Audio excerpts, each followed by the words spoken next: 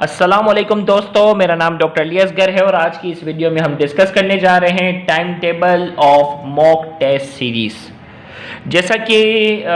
हमने देखा कि फाइनल एंट्री टेस्ट की डेट जो है उसमें पहले कहा गया सेकेंड वीक ऑफ नवंबर में होगा, फिर दोबारा कहा गया कि नहीं 18 अक्टूबर को होगा। तो इस वजह से हमने अपने मॉक टेस्ट सीरीज़ का जो टाइम टेबल था वो कुछ दिन के लिए हमने पोस्टपोन कर दिया था। लेकिन अब हम जो है वो मॉक टेस्ट का जो है वो फाइनल टाइम टेबल जो है वो अनाउंस करने जा रहे हैं, क्योंकि अब हमने जो है वो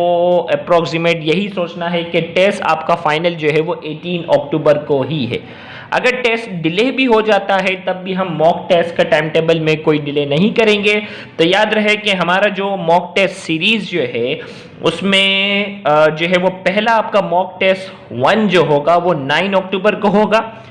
और इसका हमने स्टैंडर्ड रखा हुआ है इजी लेवल। मैंने आपको कहा था ना कि फाइनल एप्टीट्यूड टेस्ट 3 तरह के होते हैं। कभी कभार जो होता है वो फाइनल एप्टीट्यूड टेस्ट बहुत इजी होता है जिसमें स्कोर 90s में जाते हैं, 90% में मार्क्स बच्चों के होते हैं। और कभी कभार जो फाइनल पेपर होता है वो बहुत ज़्यादा डिफिकल्ट होता है और कभी कभार फाइनल पेपर जो होता है वो मॉडरेट होता है। इसकी मिसाल ये ले लो कि क्रिकेट मैच के अंदर जो पिच होती है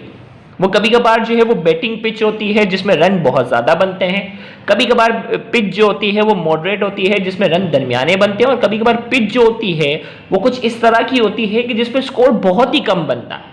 और हर पिच पर खेलने का जो एक्सपीरियंस होता है वो अलग अलग होता है। कुछ प्लेयर्स जो होते हैं वो आसान पिच पर बहुत अच्छा सा खेलते हैं, कुछ प्लेयर जो होते हैं वो मुश्किल पिच पर जो है वो अच्छी परफॉर्मेंस कर सकते हैं और कुछ दरमियानी पिच पर जो है वो अच्छी सी परफॉर्मेंस कर सकते हैं। सबका अपना अपना एक्सपीरियंस होता है। तो सेम एप्टीट्यूड टेस्ट में भी अक्सर ऐसा देखा गया है कि टेस्ट बाज़ वक्त बहुत इजी आ जाता है तो एक ज़हीन बच्चा जो होता है जो मुश्किल सवाल सॉल्व करने में चैंपियन होता है, कभी कभार वो ओवर थिंकिंग करता है, बहुत ज़्यादा सोचता है कि नहीं ये सवाल ऐसे तो नहीं हो सकता, इतना आसान सवाल तो एनटीएस में नहीं आ सकता। तो अक्सर औकात ये देखा गया है कि वो जितना उसे स्कोर करना चाहिए था वो उतना स्कोर नहीं कर पाता, क्योंकि उससे बहुत सारी क्या हो जाती हैं, सिली मिस्टेक्स हो जाती हैं। सेम इसी तरीके से डिफिकल्ट पेपर में क्या होता है, ज्यादातर बच्चे जो होते हैं वो मुश्किल पेपर देखकर जो उनको आ भी रहा होता है तो दिमाग क्या हो जाता है, सुन्न हो जाता है, कंफ्यूज हो जाते हैं और फाइनली जो है वो जो 2-2.5 घंटे का जो पेपर होता है उसमें सिर्फ कंफ्यूजन की वजह से उनकी परफॉर्मेंस बहुत ज़्यादा बुरी हो जाती है। तो हमने मॉक टेस्ट सीरीज को कुछ इस तरीके से तरतीब दिया कि पहला पेपर हमने जो रखा है वो इजी लेवल रखा है, मॉक टेस्ट 2 का जो लेवल होगा वो हाई होगा, जैसे फाइनल में टेस्ट जब मुश्किल आता है तो वो रखा है, और मॉक टेस्ट 3 जो हमने रखा हुआ है उसका लेवल रखा है मॉडरेट, ताकि तीनों तरह के पेपर का एक्सपीरियंस जो है वो स्टूडेंट को हो जाए, ताकि फाइनल पेपर में जब स्टूडेंट अपीयर हो इन तीनों में से जिस भी लेवल का पेपर हो वो उस तरह के पेपर को सॉल्व करने का पहले से उसे क्या हो, एक्सपीरियंस हो। याद रहे टेस्ट की जो टाइमिंग होगी वो 9 PM है, ठीक रात 9 बजे ये टेस्ट स्टार्ट हो जाएगा और ये टेस्ट जो होगा वो 2.5 घंटे की टाइमिंग होगी। इसके अंदर आपने करके सबमिट, देखिए ये टेस्ट ऑनलाइन है, ऑनलाइन जो होगा तो इस टेस्ट में आपने क्या करना है, जैसे ही सबमिट का बटन प्रेस करेंगे तो आपका जो है वो स्कोर आपके सामने विजिबल हो जाएगा। पेपर का जो पैटर्न होगा वो कुछ इस तरीके से होगा कि इंग्लिश के 20 MCQ वही, फिजिक्स के 40, केमिस्ट्री के 60, बायोलॉजी के 80, टोटल 200 MCQ होंगे। और आपने जैसे ही 200 MCQ 2.5 घंटे के अंदर मुकम्मल करने के बाद एंड में देखिए सारे सवाल अटेम्प्ट करना जरूरी है, कोई भी चॉइस में छोड़ना नहीं है क्योंकि नेगेटिव मार्किंग तो है नहीं। तो इसीलिए हमारे पेपर जो ऑनलाइन पेपर की जो तरतीब होगी उसमें अटेम्प्ट ऑल द क्वेश्चन, जैसे ही आप एंड में सबमिट करेंगे आपके सामने आपका स्कोर जो होगा वो विजिबल हो जाएगा और स्कोर विजिबल होने के बाद वो पेपर आपके सामने विथ आंसर की जो है वो ओपन हो जाएगा। याद रखिएगा विथ आंसर की वो पेपर जो होगा वो आपके सामने क्या हो जाएगा, अपीयर हो जाएगा और आप उसमें जो है वो देख सकेंगे कि आपका कौन सा MCQ गलत हुआ और उसका करेक्ट आंसर क्या था। तो जब दोबारा पेपर अपीयर हो जाए तो उसका स्क्रीनशॉट लेकर अपने पास MCQ सेव करना मत भूलिएगा, क्योंकि इंसान अपनी गलतियों से सीखता। तो जो MCQ गलत हो जाए उसके स्क्रीनशॉट लेकर अपने पास क्या कर लें, सेव कर लें, या पूरा पेपर भी आप स्क्रीन रिकॉर्डर के जरिए क्या कर सकते हैं, जब सबमिट करने के बाद जब पेपर आंसर की के साथ जब अपीयर हो जाता है तो स्क्रीन रिकॉर्डर के जरिए आप पूरा पेपर अपने पास क्या कर सकते हैं, सेव कर सकते हैं।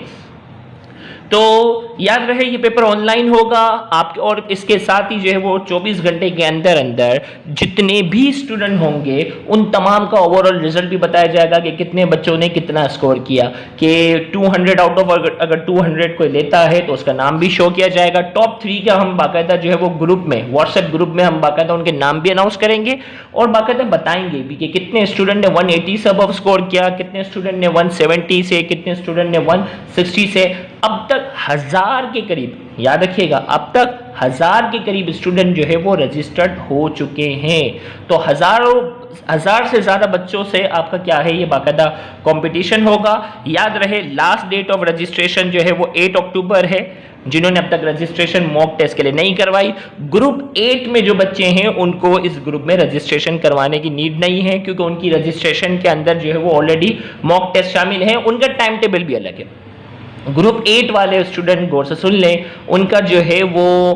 बिल्कुल एग्जाम से, क्योंकि उनका ग्रुप बहुत लेट शुरू हुआ है ना, तो एग्जाम से 2 दिन पहले जो है, 2-3 दिन पहले जो है वो उनका मॉक टेस्ट जो है वो हम कंडक्ट करेंगे, तो वो परेशान ना हो, उनका पूरा टाइम टेबल अलग होगा। जबकि वो स्टूडेंट जो इस ग्रुप में मॉक टेस्ट सीरीज में रजिस्ट्रेशन करवाना चाहते हैं तो लास्ट डेट जो है वो 8 अक्टूबर से पहले करवा लो, क्योंकि पहला मॉक टेस्ट 1 आपके पास जो है वो 9 अक्टूबर को है। तो 8 अक्टूबर के बाद अगर 9 अक्टूबर को कोई कितनी भी रिक्वेस्ट करेगा हम उसे उस ग्रुप में ऐड नहीं करेंगे। इसके साथ साथ एडिशनल फीचर जो हमने रखे हुए हैं ना, एडिशनल फीचर जो हमने इस ग्रुप में रखे हुए हैं कि जो स्टूडेंट जो है सिर्फ मॉक टेस्ट सीरीज में हमारे पास रजिस्ट्रेशन करवाएगा उनको हम एनटीएस पास पेपर के जो इंपॉर्टेंट चैप्टर्स हैं उनके लेक्चर भेजेंगे, टिप्स एंड टेक्निक के लेक्चर्स भेजेंगे, करियर गाइडेंस रिलेटेड जो लेक्चर्स होंगे वो प्रोवाइड करेंगे। और साथ ही साथ मैंने आज सोचा कि उसमें स्पेशली जेनेटिक्स और जो बायोलॉजी का क्रोमोसोम एंड डीएनए वाला चैप्टर है उसके रेड स्पॉट के जो एमसीक्यू जो है ना वो हमने अपने रजिस्टर्ड बच्चों को करवाए हैं, तो वो भी मॉक टेस्ट सीरीज वाले ग्रुप में जो है ना उनकी रेड स्पॉट, क्योंकि जेनेटिक्स के रेड स्पॉट वाले जो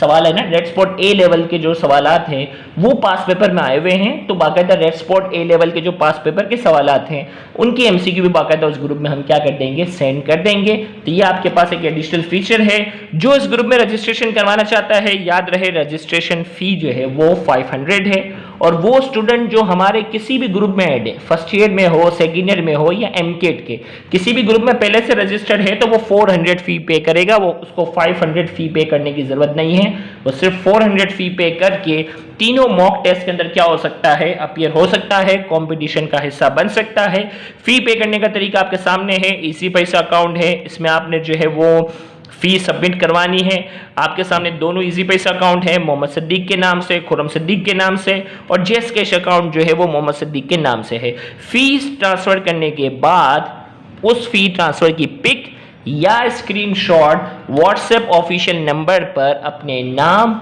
और अपने ग्रुप, जिस ग्रुप में अगर मॉक टेस्ट सीरीज है तो मॉक टेस्ट सीरीज लिखकर आपने जो है वो सेंड कर देना है, ताकि हम आपको उस ग्रुप में ऐड कर लें। तो जल्द से जल्द अपनी रजिस्ट्रेशन मुकम्मल करवा लो, क्योंकि एंड में 9 अक्टूबर को पहला मॉक टेस्ट होगा। तो अभी से वो बच्चे जो रजिस्ट्रेशन करवा चुके हैं वो टाइम टेबल पूछ रहे थे, वो अपनी तैयारी जो है, अपनी रिविजन जो है वो स्टार्ट कर लें, क्योंकि 9 अक्टूबर को ठीक रात 9 बजे